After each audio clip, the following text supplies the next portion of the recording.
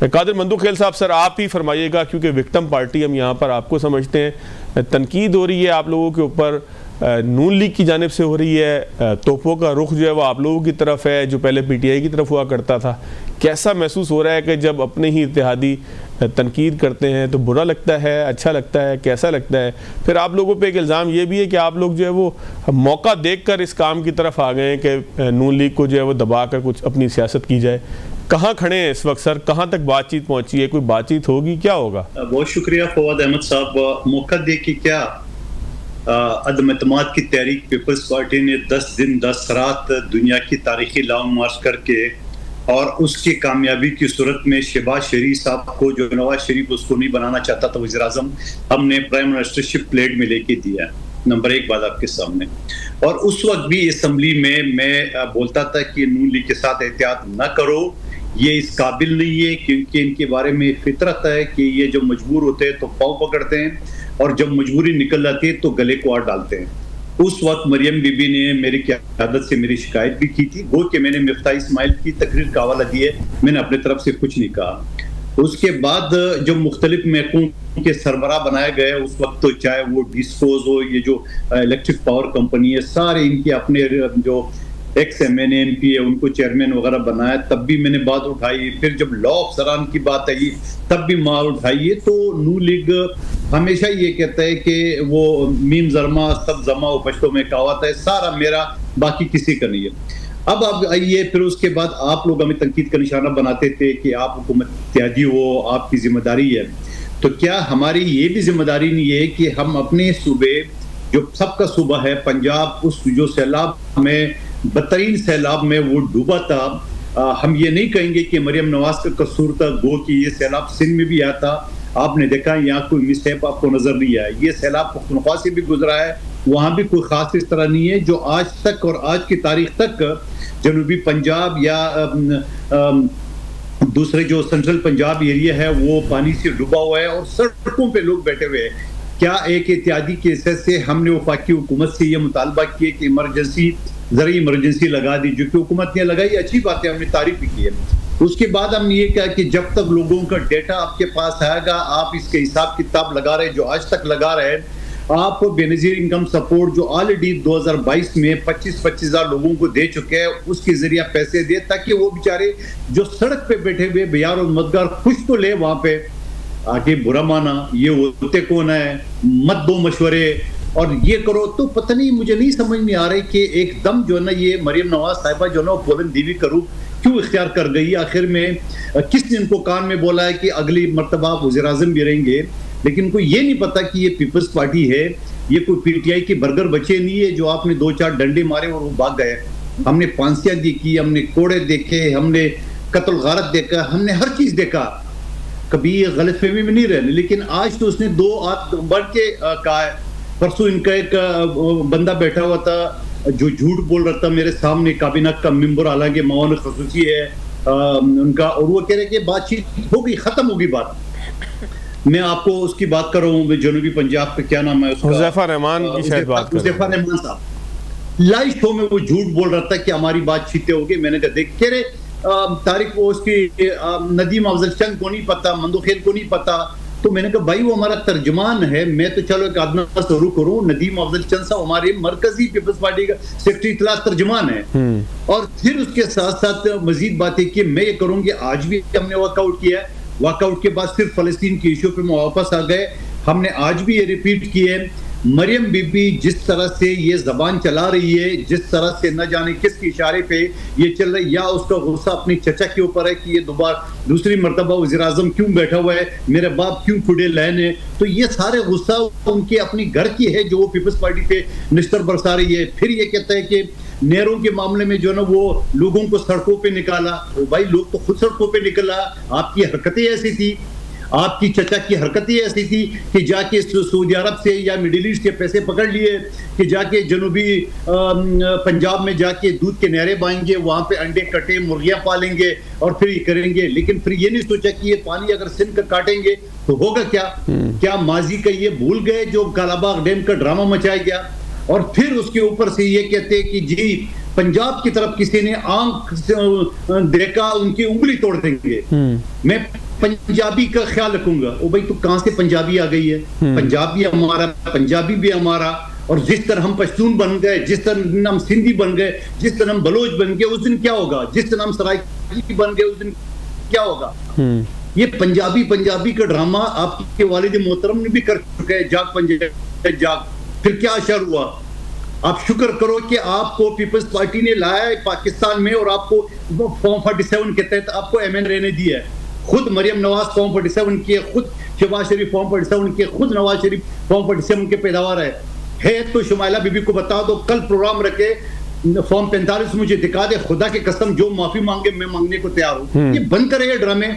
आप लिसानियत फैला रहे हो, पंजाबी इज्म चला रहे हो, ये चीजें नहीं चलेंगे। यानी कि कादिर मंदूक साहब, आप बंद कर दिए, आपकी गुफ्तगू में एक बंद कर दिए लोगों। एक चीज पे मैं वजाहत चाहूंगा कादिर साहब, एक चीज पे वजाहत जरा कर दीजिएगा कि पाबंदी लगाई है आपने, गंदम के ऊपर पाबंदी लगाई, किसी और सूबे में गंदम नहीं जाएगा। और फिर हमने सिंध का गैस रोका, फिर क्या होगा? हमने आपका पोर्ट का रास्ता रोका, फिर क्या होगा? बलूचिस्तान में मादनियात रोका, फिर क्या होगा? पुख्तनख्वा बिजली रोको, फिर क्या होगा? ये बंद करें ये ड्रामे। आप पाकिस्तान को ना जाने कहां लेके जा रहे? किसने कान में बोला है कि आपको कुछ नहीं कहा जाएगा? जिस दिन पीपल्स पार्टी अपोजिशन में होगी, आपको पता चल जाएगा कि आप कहां बैठी हो और आपका चाचा कहां बैठा हुआ है। अच्छा, एक चीज की वजाहत कर दीजिएगा। आपने कहा कि इनके पास, किसी के पास फॉर्म 45 नहीं होगा, ये फॉर्म 47 वाले हैं, तो इसका मतलब जो तहरीक इंसाफ इल्ज़ाम लगाती है, आप उसको वेरीफाई करते हैं, उसकी तस्दीक करते हैं, उसको इंडोर्स करते हैं? 200% करता हूं मैं। तो चैलेंज करूं शुमाइला बीबी का, ये कल प्रोग्राम में फॉर्म 45 लिया है, खुदा की कसम जो चोर का सजा हो मुझे सजा दे। है ही नहीं, ये सारी जालसाजी से बैठे हुए हैं।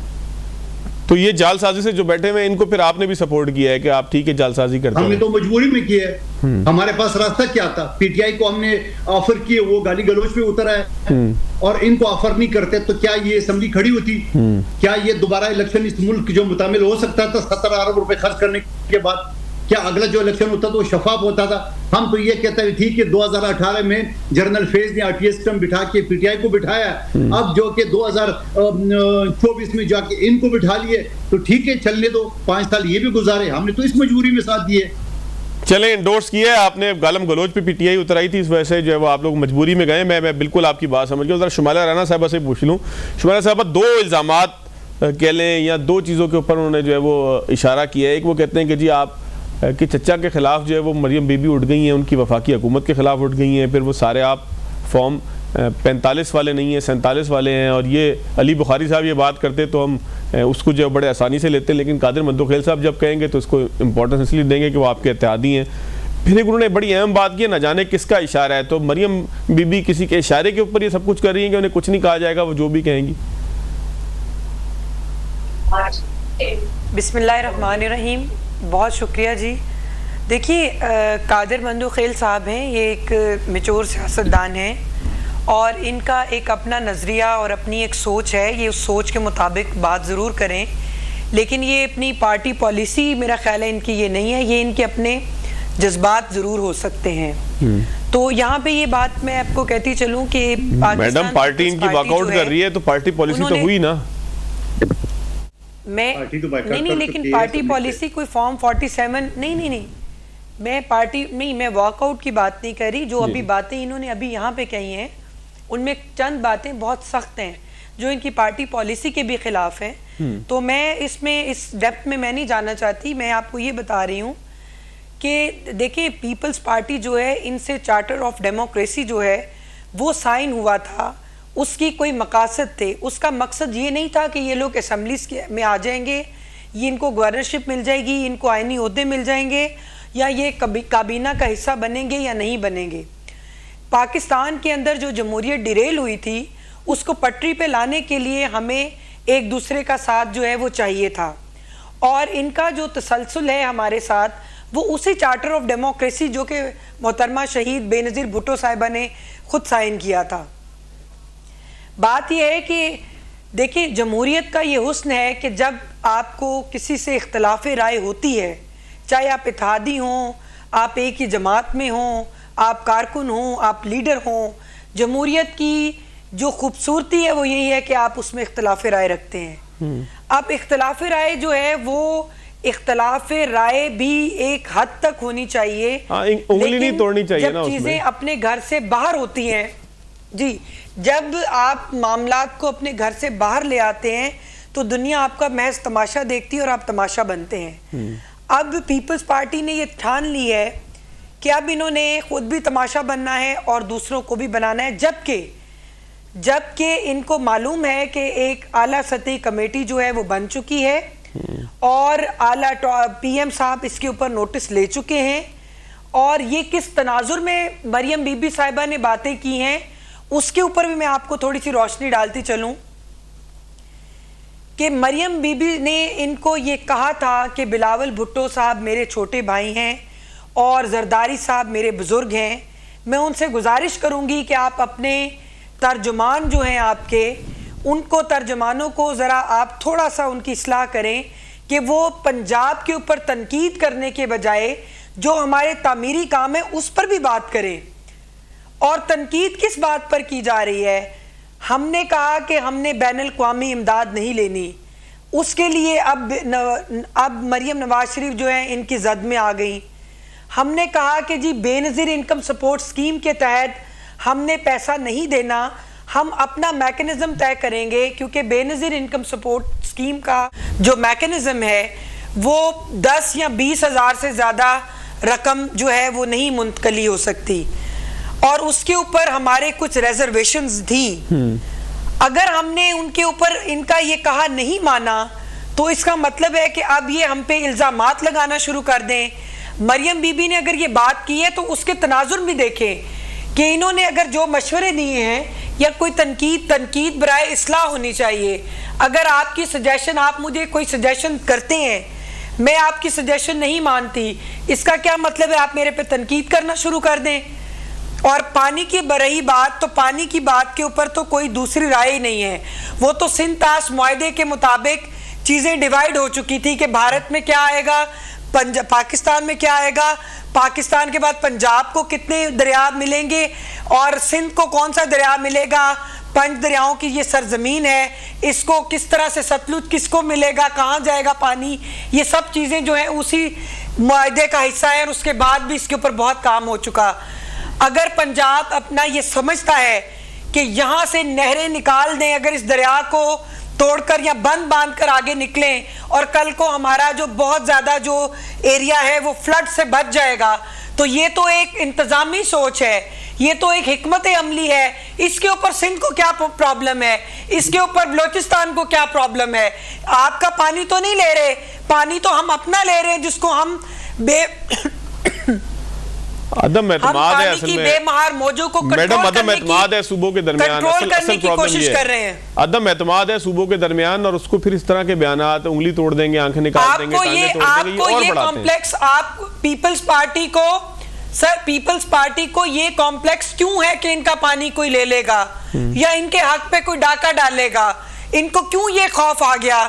जबकि हमने कभी सिंध कार्ड नहीं खेला, हमने पंजाब कार्ड नहीं खेला। मुझे आज भी याद है जब नवाज शरीफ साहब की 97 में हुकूमत कायम हुई थी, सबसे पहले जो किसान हारी थे सिंध के, उनको ज़मीनें जो हैं वो उन्होंने अलॉट की थी, उनके पास वो गए थे। जब भी सैलाब आता है पंजाब ने बड़ा भाई होने का सबूत दिया है, केपीके की इमदाद की है हमने, सिंध में हमने इमदाद की है, अगर जलजिला आया है तो उसमें भी बढ़ चढ़कर हमने हिस्सा लिया है। पंजाब कभी पीछे नहीं रहा, पाकिस्तान मुस्लिम लीग नून की क़यादत कभी जो है मुतासरीन से पीछे नहीं हटी। तो आप कैसे कह सकते हैं कि हमने, जबकि दिन रात आपने देखा मरियम नवाज शरीफ साहिबा और वजीर आजम जो है वो अवाम मैं जरा मैडम तो ये भी तनकीद का, मैडम मैं जरा अली बुखारी साहब को भी शामिल गुफ्तगू हमें तो ये भी तनकीद का सामना करना पड़ा कि मरियम नवाज शरीफ जो हैं वो वजीर आला है और अवाम के दरमियान क्यों जाती हैं, वहाँ पे तस्वीरें क्यों बनती हैं? ठीक है, जरा मैं अली बुखारी साहब से वो वजीर आला है, वो अपने अवाम को तन्हा छोड़ दें। वो उस्मान बुज़दार नहीं है, वो मरियम नवाज शरीफ है। ठीक हो गया मैडम, नाक के नीचे अगर करप्शन होगी तो वो उस्मान बुज़दार की तरह, कबूतर की तरह आंखें मरियम नवाज बंद नहीं करेगी। जी ठीक हो गया अली बुखारी साहब। सर 2-3 चीजें हैं, मैं चाहूंगा कि आप पॉलिटिकल कमेंट्री इसके ऊपर जरूर कर दें। ये आपस में अगर लड़ रहे हैं, इसका फ़ायदा आप क्यों नहीं उठाते? क्योंकि पीपल्स पार्टी तो वही मौक़िफ़ रख रही है यहाँ पर कि जी फार्म 47 वाले हैं, ये 45 वाले नहीं हैं। तो ये तो आपकी गुफ्तगू की तायीद है, तो इसका मौके का फ़ायदा उठाएं। पॉलिटिक्स काम ही जो है वो मौके का फ़ायदा उठाने का है। आप लोग आराम से बैठे हुए, अपोजिशन अगर आप लोग कर रहे होते तो आज पीपल्स पार्टी को ज़रूरत ना पड़ती मशवरे देने की, वो आप लोग दे रहे होते। तो अपोजिशन का रोल भी आप लोगों ने खाली छोड़ा हुआ है, फिर मौके का कोई फ़ायदा भी नहीं उठा रहे, फिर आप कहते हैं कि जी मुश्किलात आपके ऊपर बढ़ती हैं। तो जब सियासत ठीक से नहीं होगी तो सर मुश्किलात तो बढ़ेंगी ना। बिस्मिल्लाहिर्रहमानिर्रहीम, बहुत शुक्रिया फवाद आपका, अल्टीमेटली आपने मुझे टाइम दे दिया। लेकिन फवाद 2-3 चीज़ें हैं। सबसे पहले तो कादर मंदोखेल साहब का शुक्रिया जी, भाई भी हैं हमारे, और उन्होंने अल्टीमेटली 2 साल बाद 1.5 साल बाद सच तो बोला। क्योंकि मैं पाकिस्तान का वो पहला आदमी हूँ जिसने इस्लामाबाद से सीट जीत के सुबह रिजल्ट अपना डोल ढमक्कों के साथ जाके, और जब रोका गया वहाँ 5 बजे तक, रिजल्ट मेरा तो 8:30-9 बजे अनाउंस हो गया था। तो मैं पहला शख्स हूँ जिसने वहाँ रोड के ऊपर, टेबल के ऊपर पूरे फॉर्म अपने रख के 100% और कहा था ये पड़े हुए सारे के सारे क्लीन स्वीप से मैं जीतूँ। 38 यूसीसी 38 का 38 रिजल्ट ये। और उसके बाद विद इन फ्यू डेज, 3-4 दिन के अंदर अंदर तारिक महमूद जहांगीरी जस्टिस जो हैं, जिनकी अभी डिग्री का इशू बना हुआ, इनके पास जब पिटिशन लगी, ये उस टाइम में हमारे ट्राइब्यूनल था, और इन्होंने जब ओपन कोर्ट में कहा, जो रिटर्न कैंडिडेट बनाया गया था 4थे नंबर वाले को, उसको कहा फॉर्म लेके आओ, तो उसने ओपन कोर्ट में कहा था मेरे पास फॉर्म नहीं, आरओ से ले आए। जिस पर उन्होंने कहा था मैं 2 दिन में फैसला करूंगा, अली बुखारी के फॉर्म सारे जमा हो चुके हैं। मेरे अगेंस्ट जो दूसरे और तीसरे नंबर पे लोग थे उन्होंने भी जमा करा दिए थे। लेकिन उसके बाद उस बेचारे को साथ जो हो रहा है वो आज आप देख लें। सो ये तो एक यूनिवर्सल ट्रूथ है, कुदरती है, आज नहीं 100 साल बाद भी तारीख लिखेगी। जो कादर भाई ने बात की, हम तो पहले दिन से कह रहे थे और हैरान इस चीज पे थे कि पीपल्स पार्टी क्यों चुप है, अगर 17 सीटों वाला प्राइम मिनिस्टर बन सकता है, इनकी 35-38 तो थी ना अपनी, तो इन्हीं को बना देते। Anyhow, coming back to the point जी, देखें बात यह है कि हम तो है नेशनल पार्टी यार। तो बात हम पाकिस्तान के हर सूबे में एग्जिस्ट करते हैं, हम जीबी में एग्जिस्ट करते हैं, हम कश्मीर में एग्जिस्ट करते हैं। और 2024 के इलेक्शन में 8 फरवरी को वाहिद पीटीआई जमात थी जिसने पूरे 265 सीट्स पे टिकट दिए, पूरे के पूरे। किसी और जगह पे कोई पार्टी नहीं है। मुस्लिम लीग ने 210 दिए टोटल, पीपल्स पार्टी 200 भी क्रॉस नहीं कर सकती। और हर एक सीट पे 1 नहीं 2 नहीं 5-5 उम्मीदवार हमारे खड़े हुए थे जो टिकट लेने की उम्मीद में तो आर थे। सो हम तो ये एक दावे के साथ अल्हम्दुलिल्लाह कहते हैं अल्लाह की मेहरबानी से कि हम जिस पार्टी को बिलोंग करते हैं, हमारा लीडर जो इमरान खान है उसको पाकिस्तान पूरा मानता है। और आज भी रिजल्ट उठा लें, इंटरनेशनल रिपोर्ट्स उठा लें, कॉमनवेल्थ की रिपोर्ट उठा लें, तो आपको पता चलेगा 80% पाकिस्तान ने हमें जिताया और 80% पाकिस्तान का जो लीडर है वो सिर्फ और सिर्फ इमरान खान है। अब आज तो मैं दूसरी बात पे देखें, 2 चीजें बड़ी क्लियर है, बेनिफिशियरी तो दोनों है, इसमें तो कोई दूसरी डाउट नहीं है। अब बात यह है कि एक दूसरे पे तनकीद आ रही है तो सूबाई तनकीद है, सिंध और पंजाब। तो मैं तो नेशनल लेवल की बात करता हूँ, हम तो यूनिटी की बात करते हैं, हम तो पाकिस्तान मजबूत करने की बात करते हैं, पाकिस्तान की इकाइयों की बात करते हैं, ठीक है, यूनिवर्सल एक लेके सबको चलने की बात करते हैं। और करनी भी हमें यही चाहिए क्योंकि हम तो पूरे पाकिस्तान की जमात है। मैं सिर्फ 2 चीजें ऐड कर दूं इसके अंदर अपनी बात के अंदर, कि एक चीज होती है जिसको हम कहते होते हैं नूरा कुश्ती। आपको याद होगा हमारी पंजाबी का ये इस्तिलाह है जिसका मतलब होता है कि मुका करके चल रहा होता है। ये चीजें पहली दफा तो नहीं आई, हमने बहुत दफा एमक्यूएम और पीपल्स पार्टी का ये हाल देखा, 2007 की गवर्नमेंट में भी देखा, 2008 की गवर्नमेंट में इनके, और नाराजगी राजीनामे, फिर चीजें कॉम्प्रोमाइज होती थी, फिर ठीक है। आज से 3 महीने कबल भी हमने पीपल्स पार्टी और इनके दरमियान ये इसी तरह के इशू देखा। फिर दोबारा जो आपकी लॉ सीट्स थी, लीगल फैकल्टी की सीट्स थी, एडवोकेट जनरल और एडिशनल एडवोकेट जनरल सारे इनको दिए गए, दोबारा ये राजी हो गए। अभी भी मैं एक चीज आपको आपके प्रोग्राम की वसात से एक चीज लोगों को बता दूं, आज भी जो एक चीज अंडर कंसिडरेशन चल रही है, इनको पता है कि जरदारी साहब की सीट भी अंडर क्वेश्चन आने वाली है एज पर अवर जो हमारे पास अपने सोर्सेज से जो रिपोर्ट है, क्योंकि जब भी कोई नई अमेंडमेंट आएगी तो उसमें वो भी अंडर क्वेश्चन आएगी। किस तरह आएगी, कैसे आएगी, ये बात की बात है, इसको भी डिबेट कैसे थोड़ा सा बता दें, लेकिन एज पर अवर इंफॉर्मेशन। सो इशू ये है कि जो मरियम बीबी के अल्फाज हैं वो तो किसी तरह भी मैं समझता हूँ सियासी अल्फाज नहीं है। हमें तो ये बहुत सबक देते हैं, हमें तो सबक देते थे कि आप ये करते हैं, आप वो करते हैं, आप फलां करते हैं। लेकिन मुझे मरियम बीबी के अल्फाज सुन के ना कोई ताज्जुब नहीं हुआ। उसकी वजह यह है कि उनके अबाउ अजदाद यही कुछ करते आए हैं। जो बेनजीर भुट्टो शहीद के बारे में जो नवाज शरीफ साहब के अल्फाजात थे, जो शहबाज शरीफ साहब के थे, जो मैं नहीं कह रहा हूँ, जो चौधरी निसार साहब ने एक्नॉलेज की है, जो बाकी इनके लीडरों ने एक्नॉलेज किए, जो सुप्रीम कोर्ट पर हमला हुआ, जो इनकी तारीख है, जो असगर खान पिटीशन में सुप्रीम कोर्ट ने कहा इनके बारे में, बैंक्स के, जो 1985 की गवर्नमेंट जब मोहम्मद खान जुनेजो की गई, जो उन्होंने कहा उसके बारे में, वो सारे कोर्ट कर दें तो इनका तो तारीख है, उनको तो विरासत में यही कुछ मिला है ना, तो उन्होंने वही कुछ करना है। लेकिन मैं हैरान पीपल्स पार्टी के ऊपर इसलिए था कि सीसीआई की मीटिंग हुई। मैंने पहली दफा एक टीवी प्रोग्राम में कहा, साल हो गया नहरें बन रही हैं, सीसीआई किधर है भाई? सबसे पहला शख्स मैं हूं उसमें भी। उसके बाद नहरें तो आज भी बन रही हैं, कहते हैं ये कि नहीं हो रही, नहीं बन रही। बात यह है कि कैसे काम रोका है, किसने रोका है? सीसीआई में क्या डिसाइड हुआ जिसपे इनके सिंध के वज़ीर आला ने भी कहा बहुत अच्छा हो गया, बिलावल साहब ने भी कहा बहुत अच्छा हो गया, शहबाज शरीफ साहब ने भी कहा हमने मैटर हल कर दिया। नहीं, रेफर किया गया, कमेटी बनाएगी और वो इसको आगे लेके जाएगी। लेकिन एज पर माई इन्फॉर्मेशन में भी आई एम रॉन्ग, डिनाई कर दें तो आज भी नहरें बन रही हैं। पानी का इशू अपनी जगह जरूर है, लेकिन इसको अमीकेबली सॉल्व होना चाहिए। वो पाकिस्तान के लिए जरूरी है, पाकिस्तान के लिए जरूरी है। हमने 2010 में सैलाब आया, अपने बजट से डबल पैसों का, इंटरनेशनल रिपोर्ट्स की बात कर रहा हूँ, अपने पास से बात नहीं कर रहा हूँ, दुनिया सारी में स्वीट वाटर फवाद बिकता है। हमने अपने बजट से डबल पैसों का पानी समुद्र में फेंका, रियलिटी है। हमने अभी हमारे पास आया सैलाब, हमारे पास दुनिया के लेटेस्ट इंस्ट्रूमेंट्स हैं, लेटेस्ट टेक्नोलॉजी है हमारे पास, चाहे वो इंडिया में हो या मेट ऑफिस हो। हमें पता था कि इंडिया में कितनी बारिश होनी है, हमें पता था कि उन्होंने जो है डैम खोलने, और मैं देख 36 आपके, लेकिन 4 जाने गई, 100 घर डैमेज हुए, बाकी चीज उन्होंने सेव की। हमारे पास तो पता था हमें 10-10 दिन में पानी पहुंच रहा है, 8-8 दिन में पहुंच रहा है पूरे पंजाब में, सिवाय एक सियालकोट के, क्योंकि सियालकोट में जो पानी आता है वो विद इन 4 आवर्स हिट करता है जम्मू से, ठीक है, बहुत स्पीड में आता है वो। अदरवाइज जितना पंजाब के अंदर पानी है हमें 5-7 दिन पहले पता था, तो हमारे प्रिकॉशनरी मेजर्स जीरो थे, इसमें कोई दूसरी बात नहीं है। चले जाना, तशहीर कर देना, जाके तस्वीरें लगा देना, 100 रुपए का डब्बा और चिप्स का पैकेट होगा, उसके ऊपर 200 रुपए की तस्वीर लगा देना, ये दुनिया से बहुत आगे जा चुकी है। हो गया सर। आप जिससे पब्लिश करवाते हैं ना सारी चीजें, वो भी लोगों को बताते हैं कि हमने ये किया। आप जिस डीसीएसी को कहते हैं ना कि ये कर दो, वो भी लोगों को बताता है, क्योंकि चीजें छुपी नहीं रह सकती। सो हम तो अपना पॉलिटिकल किरदार अदा कर रहे हैं। हमारा लीडर जेल में, उसकी बीवी जेल में, उसके बांजे जेल में, मैं आपके सामने बैठा हूं 19 पर्चे यार।